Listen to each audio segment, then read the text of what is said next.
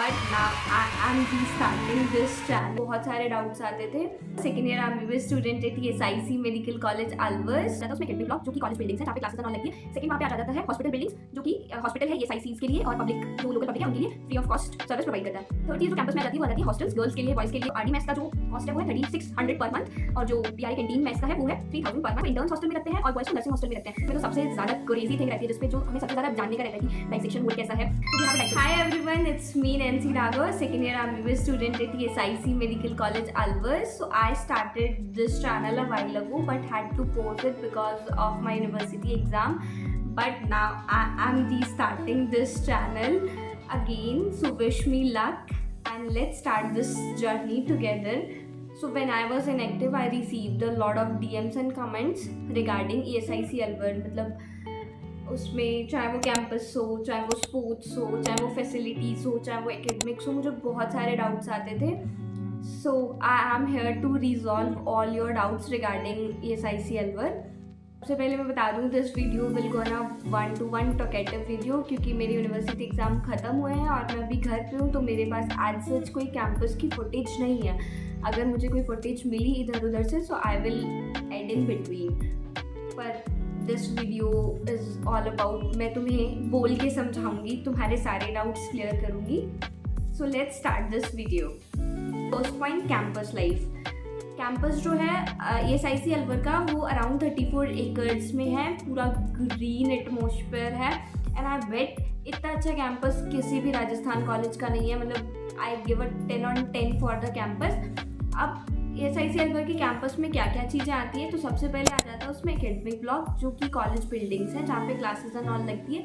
Second वहाँ पे आ जाता है हॉस्पिटल बिल्डिंग्स जो कि हॉस्पिटल है ESICs के लिए और पब्लिक जो लोकल पब्लिक है उनके लिए free of cost service provide करता है। थर्ड चीज़ जो कैंपस में आ जाती है वो आ जाती है हॉस्टल्स, गर्ल्स के लिए, बॉयज़ के लिए, रेजिडेंट डॉक्टर्स के लिए, वहाँ के वर्कर्स के लिए बहुत सारे हॉस्टल्स अवेलेबल हैं। So let's talk about the first academic block. In academic block मतलब जो हमारी कॉलेज की बिल्डिंग है उसमें टोटल 6 फ्लोर है। Like on the ground floor we have the department of anatomy. Anatomy department में anatomy की लैब है, anatomy का डाइसेक्शन होल है। डाइसेक्शन होल जो फर्स्ट ईयर में तो सबसे ज़्यादा क्रेजी थिंग रहती है जिसपे जो हमें सबसे ज़्यादा जानने का रहता है कि डाइसेक्शन होल कैसा है। So we have a dissection hall जिसमें हमारे पास 4 कैडेवर्स हैं और हमारा जो बैच होता है वो 100 का होता है। तो मतलब 25:1 का जो रेशियो रहता है वो हमारे पास रहता है। चारों कैडेवर पे 4 अलग अलग टीचर्स होते हैं पढ़ाने के लिए। सो बहुत अच्छा कैडेवर रहता है। इवन जो 25 स्टूडेंट्स होते हैं ना, अगर हमें दिक्कत होती है उस चीज़ को पढ़ने में या फिर उस चीज़ को देखने में, तो वो 25 का भी हाफ हो जाता है। मतलब एक कैडेवर पे 12-12 स्टूडेंट्स हो जाते हैं। So it is something I love the most कि मुझे कभी भी दिक्कत नहीं आई। मुझे कभी ऐसा नहीं होता कि आगे कोई टीचर कैडेवर पे कुछ समझा रहा है और मुझे पीछे से कुछ नहीं दिख रहा। Then on the first floor we have physiology department. Physiology department की अपनी खुद की लैब है, अपना खुद का डेमो रूम है, अपनी खुद की स्किल सर्टिफिकेट है, अपना खुद का एक क्लिनिकल लैब है जहाँ पे सारे क्लिनिकल जो प्रैक्टिकल्स होते हैं जो तुम्हें फर्स्ट ईयर में आके पता चलेंगे वो परफॉर्म होते हैं।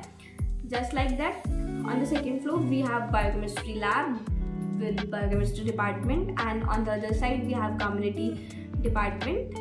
On the third floor we have pathology lab, pathology department, and on the fourth floor we have microbiology lab with microbiology department, and on the fifth floor we have pharma department with pharma lab, and forensic medicine department with forensic medicine museums. This is all about floors and departments of the academic blocks. उसके अलावा academic blocks में हमारे पास library है। तो जो library का timing होता है वो सुबह 8 AM to 6 PM होता है, पर हमारे पास एक एडिशनल लाइब्रेरी के साइड में एक रीडिंग रूम होता है। उसका टाइमिंग मतलब वो ऑल टाइम ओपन रहता है 24/7। But so this is about all the things that you can see in the academic block और our college. Let's talk about the hospital building. So in hospital building we have 7 floors. हर एक floor पे अलग अलग departments हैं।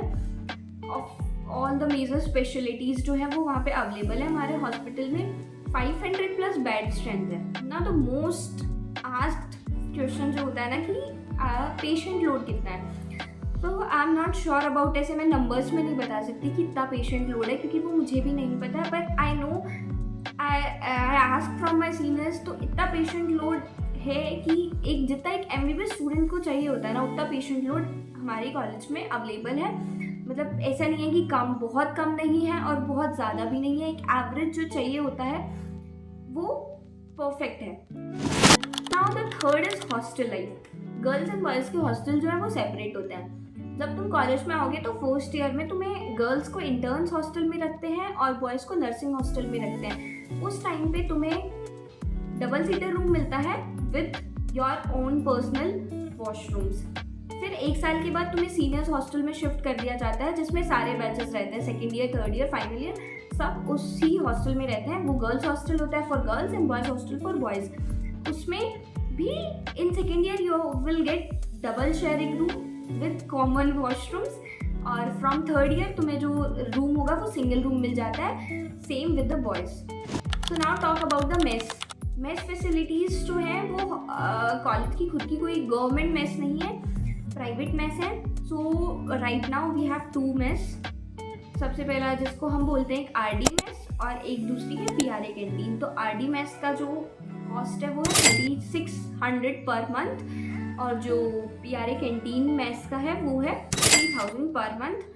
Okay, और food की quality मतलब मैं कुछ कमेंट नहीं करना चाहूँगी, लाइक घर जैसा नहीं मिलता, पर ठीक है, it's okay okay. So this is about mess facilities. Now talking about the sports facilities. तो स्पोर्ट्स में एक हमारे पास इंडोर स्टेडियम है, उसमें जितने भी इंडोर गेम्स तुम्हारे दिमाग में आ रहे हैं वो सब कुछ है। Badminton, table tennis, carrom, chess और जो भी बहुत सारे हैं, अभी मैं उनको ऐसे बोल नहीं सकती, but we have a huge indoor stadium. मतलब राजस्थान के किसी भी कॉलेज में ऐसा इंडोर स्टेडियम नहीं होगा। For the outdoor we have cricket stadium, then we have volleyball ground, then we have basketball ground. These 3 things are available. इसके अलावा जो कैंपस में एक बिल्डिंग है वो है ऑडिटोरियम की। ऑडिटोरियम में वी हैव 1000 सीट। मतलब किसी का भी इतना बड़ा ऑडिटोरियम नहीं है पूरे राजस्थान में। एम्स जोधपुर का भी जो है वो आई गेस हमसे छोटा है। So now talking about the connectivity of the area, मतलब कनेक्टिविटी फ्रॉम द कॉलेज। तो अलवर में कोई भी एयरपोर्ट नहीं है।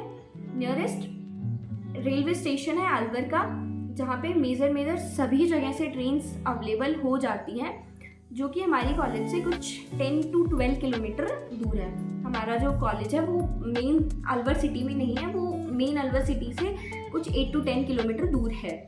So this is it. Connectivity railway station से या फिर एक लोकेलिटी है भगत सिंह सर्किल से पर्सनल ऑटो मिल जाते हैं, शेयरिंग ऑटो मिल जाते हैं। Personal auto will somewhere charge you 150 to 200, where the sharing auto will charge 30 to 40 rupees and you will be there in the ESIC Alwar. So this is connectivity।